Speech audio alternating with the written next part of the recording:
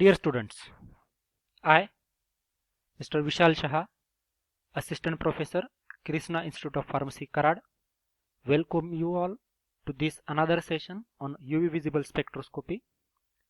Now, in last part, we have discussed about the different transitions that are occurring in the UV visible spectroscopy. So, we have seen there are 4 different types of transitions that are occurring in the UV visible spectroscopy, starting from the N to pi star, then N to sigma star, then pi to pi star, and the last one is the sigma to sigma star, where we know that when the transitions that are occurring due to the sigma to sigma star, they requires the larger amount of energy, and when there is a transition from non-bonding n orbital to the pi star, that anti-bonding orbital, in that case the amount of energy that is required is less. So the whatever these transitions that are occurring in the given compounds, these are due to the different groups that are present in given compound. Now today we are going to discuss about the different terms that are used in the UV visible spectroscopy. So first we will discuss about the learning outcomes. So after this session, the learners will be able to define chromophores and auxochromes. Also, they are able to differentiate between the chromophores as well as the auxochromes. So today we are going to discuss these two different terms which are related to the transitions that are occurring in the UV visible spectroscopy. These terms are, one is chromophore and other one is the auxochrome. So let's start. Let's discuss what is the chromophore and what is the auxochrome. Also, after this session, you will be able to explain different factors that are affecting the absorption in the UV spectrum. So, how the absorption is occurring, how the changes in the absorption of the lambda max that is occurring. So these are the various factors are there which are responsible for a change in the absorption in the UV spectrum. So that we are going to discuss. So let's start first with the chromophore. Now what is the meaning of chromophore? Chromophore is defined as any nucleus or any isolated covalently bonded group which is responsible for the absorption of light, of radiation or electromagnetic radiation, or you can say they are capable of absorbing any color. So these substances are known as the chromophore. Means any compound, if it is absorbing UV radiations or the visible radiation, this chromophore is the group which is responsible for the absorption of this radiation. And that's why it is defined as it is a nucleus or any group that is covalently bonded and that is responsible for absorption of light radiation in the UV as well as the visible region.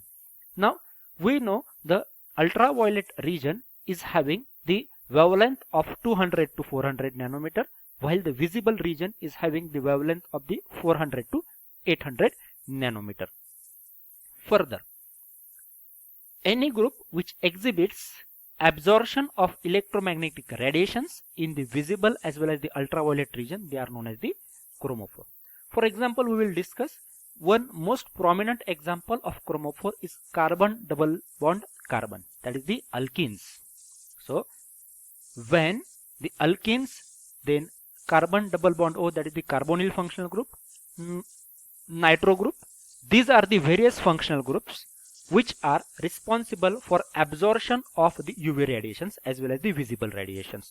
So when these groups are present in a given compound, that compound is capable of absorbing that UV or visible radiations.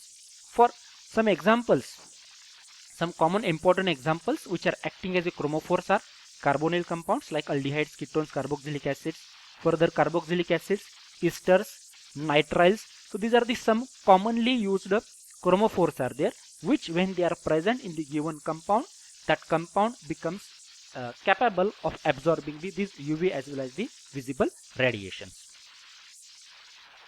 Now we will consider which are the different types of the chromophores. There are two different types of the chromophores. One is chromophores, in which pi to pi star transitions that are occurring.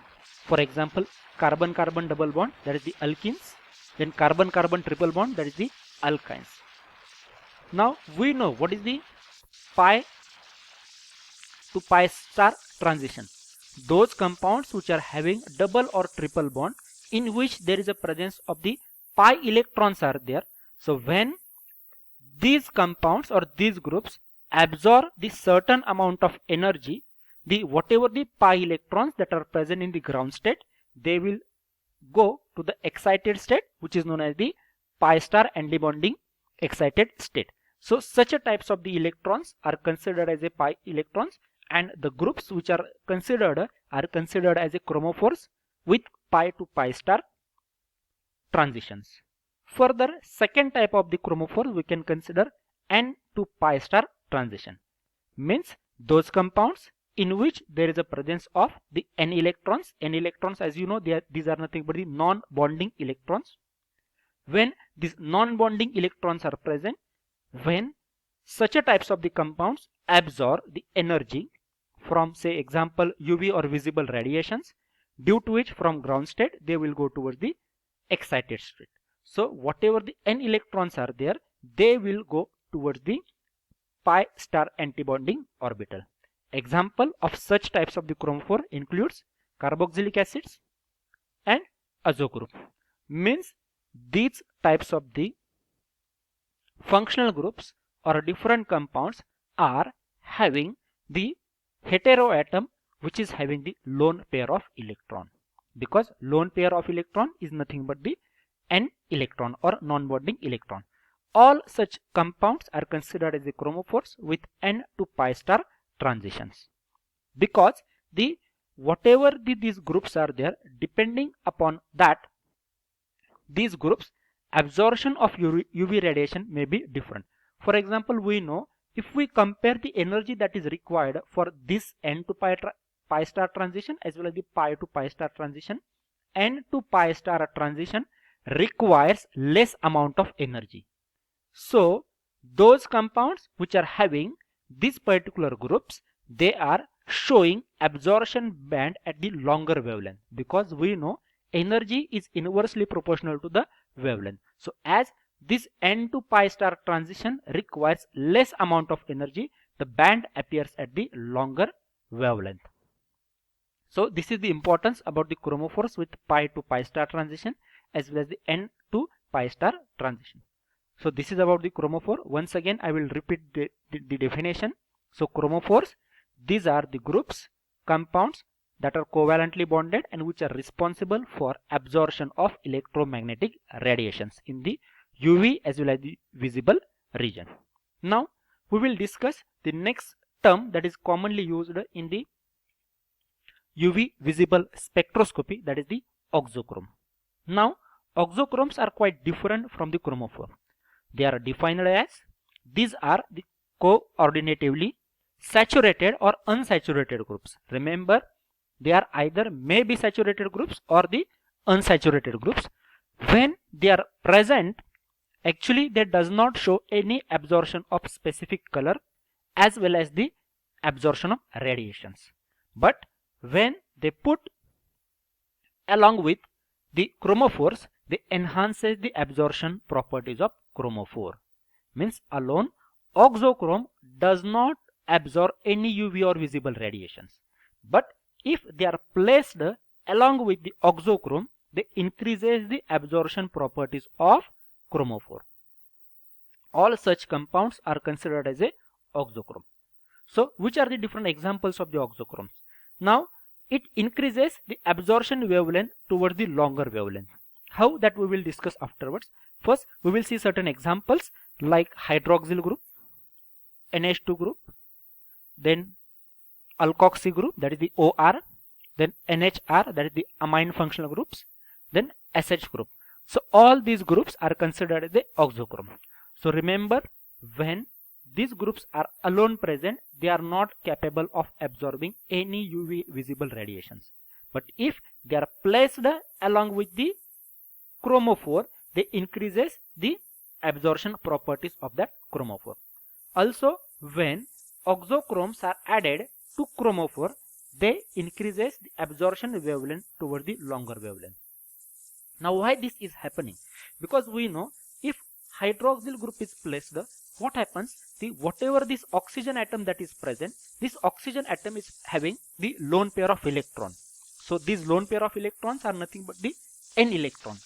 So when the energy is supplied, the n electrons, as they require less amount of energy, they are radially shifted towards the pi star antibonding orbital, and due to which, as they are requiring the less energy, due to which what happens, the wavelength that is required will be more, because energy is inversely proportional to the wavelength, and that's why when oxochromes that are present, they increases the band toward the longer wavelength. So we will see one example also for this. Consider as a benzene. Now here you can see I have given three examples. One is benzene, other one is phenol, and third one is the aniline. Now here the benzene is considered as a chromophore. Here also this benzene is considered as a chromophore in the phenol, but this OH, as you understand or as you remember, we have seen this hydroxyl group is nothing but the oxochrome. So here only chromophore is there. Here there is a presence of chromophore along with the oxochrome. So here when only chromophore is present, the lambda max that is observed is 255 nanometer. Now say here chromophore along with the oxochrome, the lambda max that is obtained is 270 nanometer. So you can see when oxochromes are present along with the chromophore, they increases the absorption toward the longer wavelength. So here 255 is the nanometer, while here 270 nanometer is the maximum absorption wavelength. Here also you can see in case of aniline also, the lambda max that is observed is 280. Means as we increase the number of oxochrome groups, the absorption band shifts toward the longer wavelength, as it requires very less amount of energy as compared to the only chromophore. So this is about the chromophore as well as the oxochrome. Now we will see which are the different factors that are affecting the absorption in the UV visible spectroscopy. There are four different factors are there. Out of that, first one is the absorbing compounds. Already we have discussed at this point that chromophores, when they are present alone, the absorption of UV visible spectrum will occur at the shorter wavelength. When we combine chromophores with the oxochrome, the absorption band shifts toward the longer wavelength, like we have seen in case of benzene, phenol, and aniline. Then second factor that is responsible for affecting the absorption in UV visible spectroscopy is solvent, because there are certain solvents are there which are responsible for absorption of UV radiations. For example, benzene, we know it absorbs at 255 nanometer. Then this CCl4, which is known as the carbon tetrachloride, it absorbs at 260 nanometer, and the chloroform, which absorbs the UV radiations at the 240 nanometer.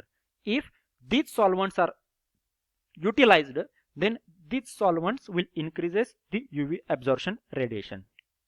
That's why the UV spectrum is not carried out in this particular solvent. Solvents like methanol, ethanol, they are generally utilized. Then third factor that is responsible or which is affecting the absorption in UV visible spectroscopy is low temperature, or the temperature means at low temperature we will get maximum absorption, and if the temperature is increased, we will get the less absorption. Then last factor is presence of inorganic moieties. If inorganic moieties are present, it increases the absorption. Now there are two types of inorganic moieties are there. One is the complex inorganic moieties like the chromium ions, manganese ions, and the simple inorganic moieties like silver ions and gold ions. These groups or the inorganic moieties, if they are present in the given solvent, then that particular compound also increases the UV visible absorption of UV visible radiations. So these are the various terms that are used in the UV visible spectroscopy, that is the oxochrome, chromophore, and these are the various four factors which are responsible or which are affecting the absorption in the UV visible spectroscopy. Thank you.